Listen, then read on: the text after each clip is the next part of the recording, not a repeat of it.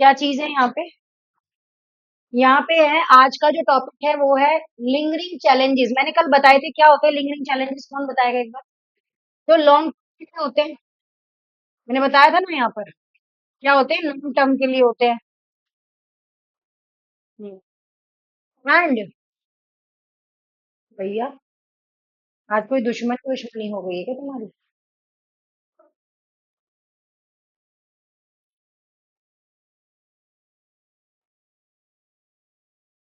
And क्या है, agriculture marketing.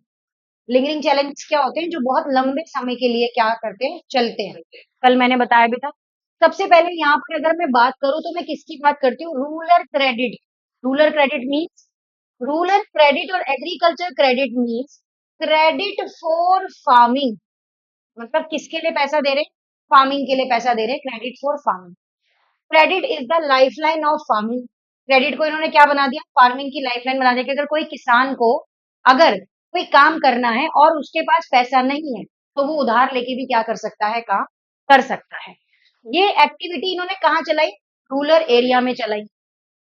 सबसे पहले एक बात सोचने वाली है कि भाई इसकी जरूरत क्या थी? किसानों को तो पैसा देने के लिए जमींदार भी बैठे हैं, लैंड ओनर्स, साहूकार भी बैठे हैं जो ब्याज पे, तगड़ा ब्याज पे पैसे देते हैं। तो इन्होंने क्यों ऐसा शुरू किया? क्यों इनको ये जरूरत महसूस हुई, नीड फॉर रूरल क्रेडिट? क्यों ऐसा इनको लगा? The need for rural credit arise due to, दो रीजन से लगा। एक तो most farming families in India are small, बहुत ज्यादा छोटी है, और मार्जिनल होल्डर्स है उनके पास, मतलब उनके पास ज्यादा जगह नहीं है, या बहुत छोटी छोटी जमीनों पे फार्मिंग करते हैं, तो जितनी फार्मिंग करते हैं वो उनके घर पे ही खत्म हो जाती है। तो उनको बड़ा स्पेस देने का कि भाई तुम बड़े लेवल पे क्या कर सकते, काम कर सकते। Just enough for subsistence, the seldom generate surplus further investments, need for credit the unavoidable. ताकि उनको जितने पैसे की जरूरत है उतना ही पैसा उनको दिया जाए, इससे ज्यादा अगर उनको नहीं चाहिए, और भारी इंटरेस्ट से भी क्या हो सके, बच सके। क्रेडिट का मतलब क्या होता है? Ability to borrow money with the promise to repay in its future. ये वो मनी होती है जिसको इंसान क्या करता है, फ्यूचर में पे करता है। क्या करता है? फ्यूचर में पे करने की कोशिश करता है। Associate with the some additional payment in the form of interest. एक तो जो उसका प्रिंसिपल अमाउंट है वो तो उसे देना ही होगा, प्लस साथ में उससे जो इंटरेस्ट लिया जाता है वो भी क्या करना होगा, उसको देना पड़ेगा। ये टोटल करके वो बैंक को क्या करेगा, या जिससे वो क्रेडिट ले रहा है उसको वो क्या करेगा, अमाउंट पे करेगा।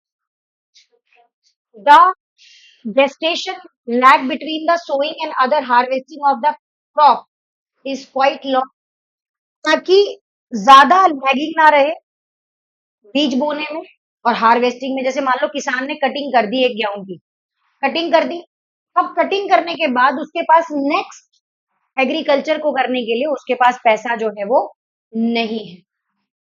नेक्स्ट करने के लिए उसके पास क्या है, पैसा नहीं है। तो compound need credit to meet the initial investment, seed, fertiliser, implements and some family expenses like marriage, death, birth and other religious ceremonies के लिए भी वो क्या कर सके, पैसे जोड़ सके, या अपनी फैमिली के जो भी एक्सपेंसेस होते हैं उसको वो सारा का सारा क्या कर सके, पूरा कर सके। यहाँ पर ये समझाने की क्या की गई, कोशिश की गई।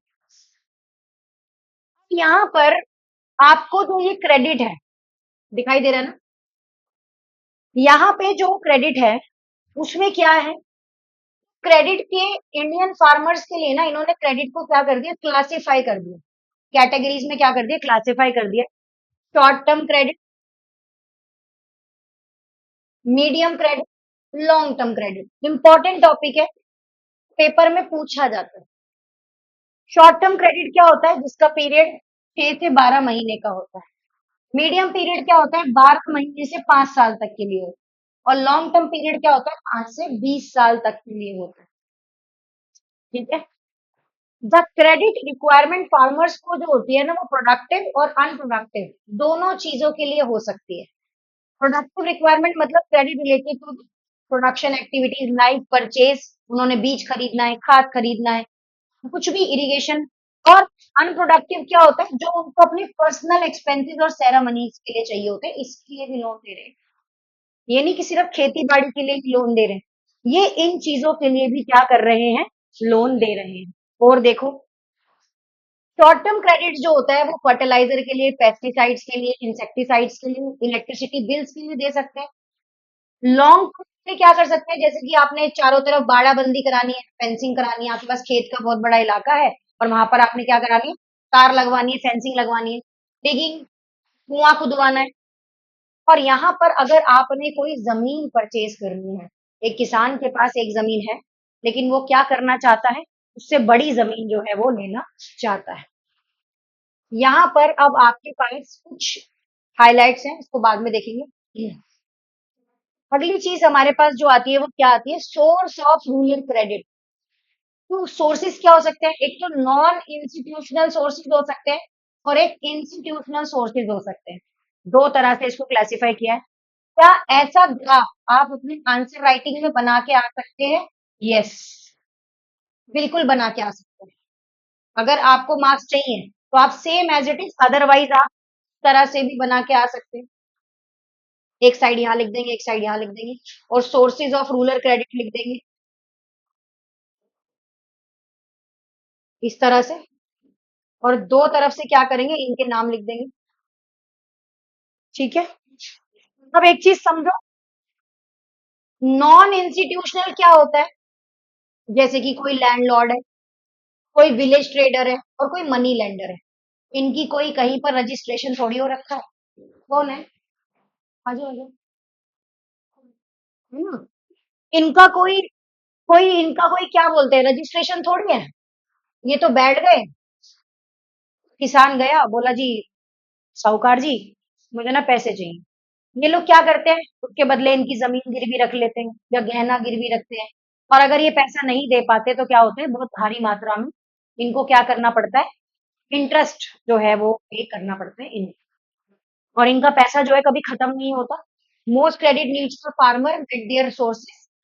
तो नॉन इंस्टीट्यूशनल सोर्सेज जो है वो 93% बोरोइंग करते हैं फार्मर्स को, क्योंकि सबसे पहला फर्स्ट ईयर प्लान हुआ था। बताओ पहला पंचवर्षीय योजना कब हुई थी? 1951 में, आजादी के बाद 1951 में फर्स्ट आपकी क्या हुई थी, पंचवर्षीय योजना हुई थी। Emerge the principal channel rural credit के लिए। बात कर लेते हैं इंस्टीट्यूशनल सोर्सेज के लिए।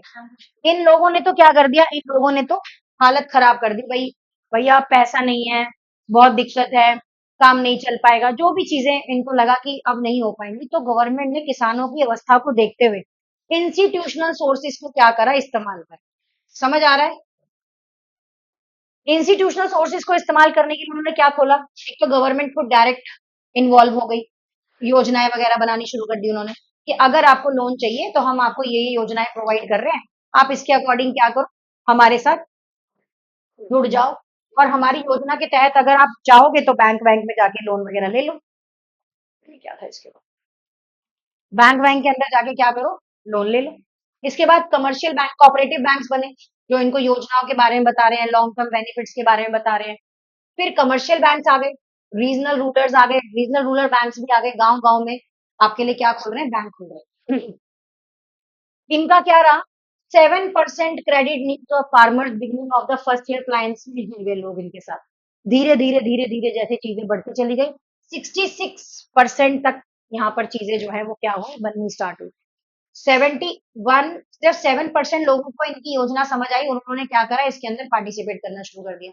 धीरे धीरे करते करते ओवर द टाइम 66% लोग जो है वो इस चीजों को क्या करने लगे, समझने लगे, उन्हें लगा भाई क्या करना चाहिए, अब इसके अंदर हमें एड ऑन होना चाहिए। उसके बाद टोटल इंस्टीट्यूशनल क्रेडिट जो रहा, कोऑपरेटिव कंट्रीब्यूशन 15%, रूरल आरआरबी के नाम से जाना जाता है, यहाँ भी लोग मर्ज होने लगे। और भी डिस्क्रिप्शन है आपके पास, ये देखो, कोऑपरेटिव सोसाइटीज बनती है, छोटी छोटी सोसाइटीज किसी भी नाम से सोसाइटी बन जाती है, जो लोगों की क्या करती है, मदद करती है, जैसे जैन कोऑपरेटिव सोसाइटी हो गई। State bank of India and commercial bank, national bank and national regional rural bank, ये सब ने मिलकर क्या करा, इनकी हेल्प करनी जो है वो शुरू करी। बात करें यहाँ पर कोऑपरेटिव क्रेडिट सोसाइटी की, तो ये क्या होते हैं, ये क्रेडिट देते हैं for a reasonable rate of interest पर। यहाँ पर आपको क्रॉप प्रोडक्टिविटी के लिए मिलता है, 16 से 17% रूरल क्रेडिट फ्लो चलता है इसका। टाइमली आपको पे करना पड़ता है। मनी लैंडर्स एजेंसीज हैं ये, और रीजनल कंट्रीज में स्प्रेड आउट होती जा रही है। और भी पॉइंटर्स हैं यहाँ पर, आप देखो तो स्टेट बैंक तो आप लोगों को पता ही है, ये देखो इस तरह से स्टेट बैंक्स होते हैं। ये rural credit needs to met cooperative bank से ही जुड़े होते हैं। प्रमोट नेशनलाइजेशन सेंटर बैंक्स क्या हो गया, directed offer credit directly the farmer as well as indirectly through the cooperative societies को क्या किया जाता है, बताया जाता है। रीजनल बैंक्स क्या होते हैं, जो आपके उसी डिस्ट्रिक्ट में खुले होते हैं, बैकवर्ड डिस्ट्रिक्ट में, जहाँ पे ये लोग क्या करते हैं, गाइड करते हैं, कहने की बातें हैं, गाइड करते हैं। उसके बाद एक नबार्ड है। नबार्ड अपने आप में एक अच्छी अथॉरिटी है। 1982 में सेटअप लगा था इसका। ये भी क्या करती है, किसानों को रूरल डेवलपमेंट एरिया को पैसे देती है। अब यहाँ पर आप देख सकते हो, ये मल्टी एजेंसीज आपके नाम आ गए यहाँ पर, कमर्शियल, रीजनल। अगर आपसे कोई मल्टी एजेंसी सिस्टम पूछे तो आपको समझ जाना है कि आपको बैंकों के नाम देने, क्या देने, बैंकों के नाम। एक और यहाँ पर खुला था, कुदम्ब श्री पुअर वुमेन बैंक करके खुला था। ये क्या था, 1995 में केरला में स्टार्ट हुआ था। Saving bank for poor women to encourage the saving. जो गरीब औरतें हैं, जो 20 रुपए, 10 रुपए, 30 रुपए, 35 रुपए, ऐसे करके 50 रुपए, 100 रुपए, जितने भी वो जमा करा सकते हैं, उन्होंने यहाँ पर क्या करे, जमा कराने शुरू करे। यहाँ पर सेविंग मोबिलाइज किया गया। Asia is the term participation, 1 crore से भी ज्यादा लोगों ने इस सोसाइटी में क्या किया, सेव किया। आता था ना घर घर में। अब ये चीज देखो, यहाँ पर दिया हुआ है नेशनलाइजेशन। नेशनलाइजेशन का मतलब क्या होता है, transfer of major branch of industry और commerce from the private state of ownership of control के लिए, कि अपने स्टेट को कंट्रोल कर सके, अपनी कंट्री को कंट्रोल कर सके। Transfer the major branches. अच्छा, ये चैप्टर में, इसमें शायद हमें यहाँ पर 4 मेन नबार्ड के भी कुछ इंस्टीट्यूशन है जो आप देख सकते हो। मैंने आपको कल भी सेल्फ हेल्प ग्रुप के बारे में बताया था, दिख रहा है ये, मुझे ये बताओ, ये दिख रहा है नहीं दिख रहा, थोड़ा बहुत दिख रहा होगा, ब्लर है ना ये। देखो मैं पढ़ देती हूँ। 4 मेन नबार्ड डीसीज क्या हो सकते हैं, इंस्टीट्यूशन क्रेडिट प्रोवाइड करते हैं रूरल एरियाज को। Government of India, state government, reserve bank सब इसको कंसर्न करती है, इसके लिए पॉलिसीज लाती है। मॉनिटरिंग है इसका काम, क्या करता है ये, मॉनिटरिंग करता है ज्यादातर। आपके उस कल मैंने आपको एसएचजी ग्रुप के बारे में बताया था।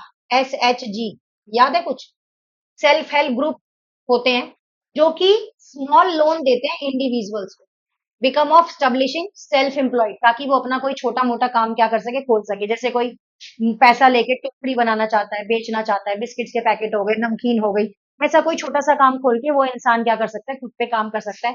इसके लिए आपने एक योजना भी सुनी थी ना, क्या नाम है उसका, मनी धन, कुछ ऐसे कुछ लोन मिला, एमएसएमई लोन जो आप देखते हो ना, जो एमएसएमई लोन आप देखते हो वो इसी के तहत कुछ होते हैं। माइक्रो क्रेडिट प्रोग्राम स्टार्ट किए जाते हैं अंडर डेवलप्ड कंट्रीज के लिए। प्रोग्राम चलाए जाते हैं, इंडिविजुअल मिनिमम लीगल फॉर्मेलिटी, बहुत कम फॉर्मेलिटीज होती हैं। रेट ऑफ इंटरेस्ट भी क्या होता है, बिल्कुल मॉडरेट होता है, ताकि आदमी जो है वो आराम से क्या कर सके, इसकी भर सके। 2019 में 54 लाख वुमेन ने इसमें, 2019 में 54 लाख वुमेन थी, लेकिन बाद में कितनी होगी, 6 करोड़ वुमेन मेंबर्स बन गई इसकी, एसएचजी ग्रुप की। छोटे छोटे काम करना। अब यहाँ पर कुछ दे रखा है, अलाइड एक्टिविटीज क्या होती हैं, कि जो एग्रीकल्चर एक्टिविटीज है, से affect outcome agriculture, husbandry, fisheries, इसमें काम करना। सेल्फ एम्प्लॉय तो आपको पता है, फ्रीलांसर्स होते हैं, खुद पे काम करना है, जितना काम करोगे उतना पैसा आएगा। ये चीज आ गई यहाँ पर। अब यहाँ पर आपको एक चीज दिखाई दे रही होगी, क्या है ये, किसान क्रेडिट कार्ड, केसीसी स्कीम इन्होंने चला दी। फार्मर्स को क्या कर दिया, क्रेडिट कार्ड दे दिया, ठीक है भाई तुम एलिजिबल हो, पासबुक वगैरह सब दे दी। अब यहाँ पर एक चीज आती है, रूरल क्रेडिट, ये थोड़ा टेढ़ा है तो इसको लास्ट पेज पे होगा, ये हमने सही करने की कोशिश करी थी इसे। हम्म,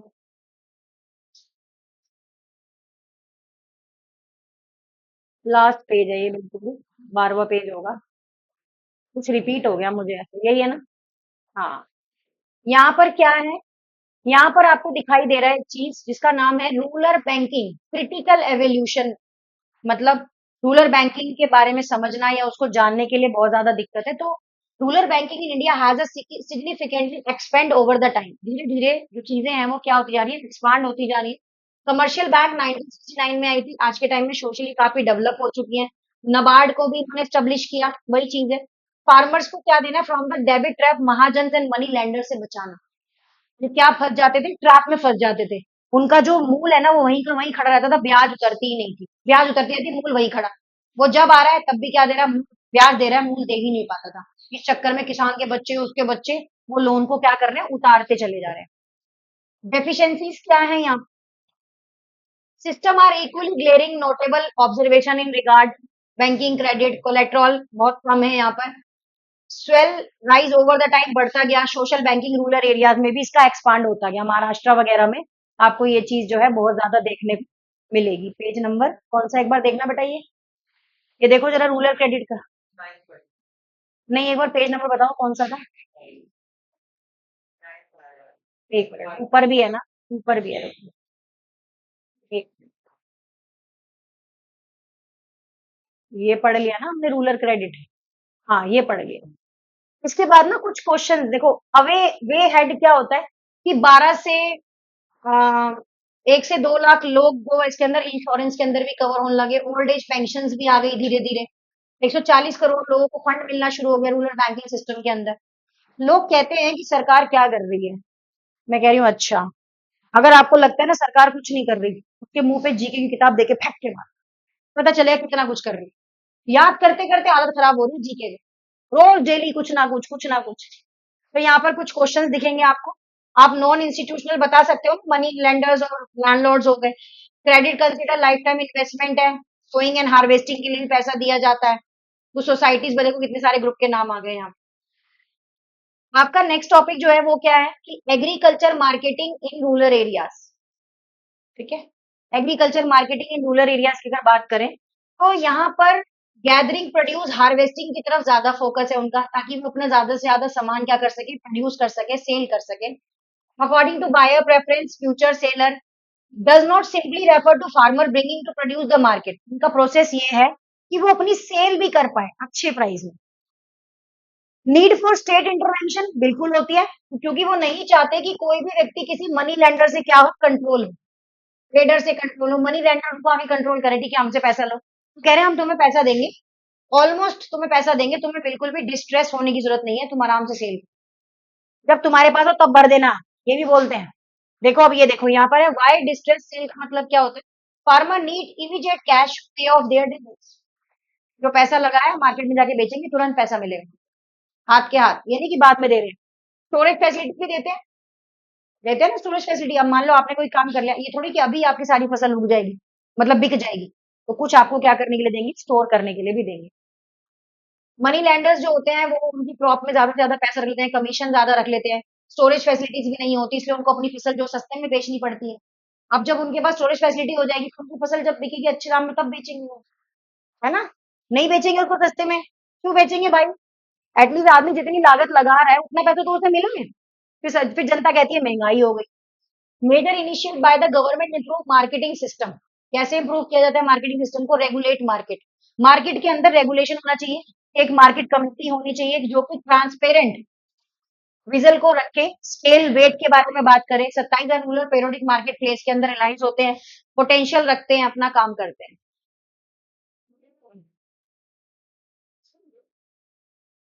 ठीक है, बफर स्टॉक के बारे में तो पता होगा, ये आता है पेपर में, इंपॉर्टेंट। बफर स्टॉक क्या होता है, डिस्ट्रीब्यूशन, पब्लिक डिस्ट्रीब्यूशन सिस्टम। क्या होती है, गवर्नमेंट जो होती है ना बहुत सारा स्टॉक करके अपने पास रख लेती है।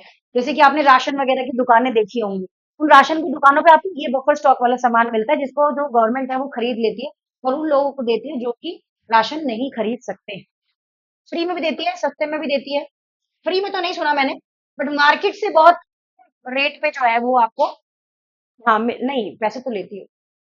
तो जिनका येलो कार्ड होता है या पता नहीं बहुत वैसा वाला कार्ड होता है, उनको नहीं देती वो फ्री, मतलब उनको फ्री में देती है। जिनका व्हाइट कार्ड होता है या पता नहीं जो अपर पॉवर्टी लाइन आते हैं, वो कुछ ना कुछ पैसे देते हैं। हाँ,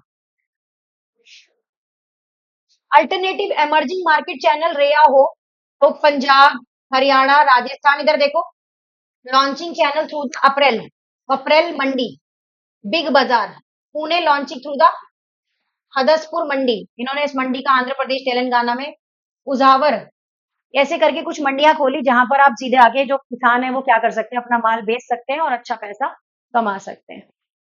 ठीक है बेटा, उसके बाद ये हम कल से पढ़ेंगे 5.3। आज हमने 5.2 पूरा खत्म करा दिया, उसके अंदर हमें किसान क्रेडिट कार्ड के बारे में पढ़ना था, जो आपकी 6.1 में है। ये मैंने पढ़ाया ना? चलिए, ठीक है? तो ये क्लास आपकी रिकॉर्डेड मिल जाएगी, कोई डाउट हो तो आप दोबारा भी सुन सकते हैं।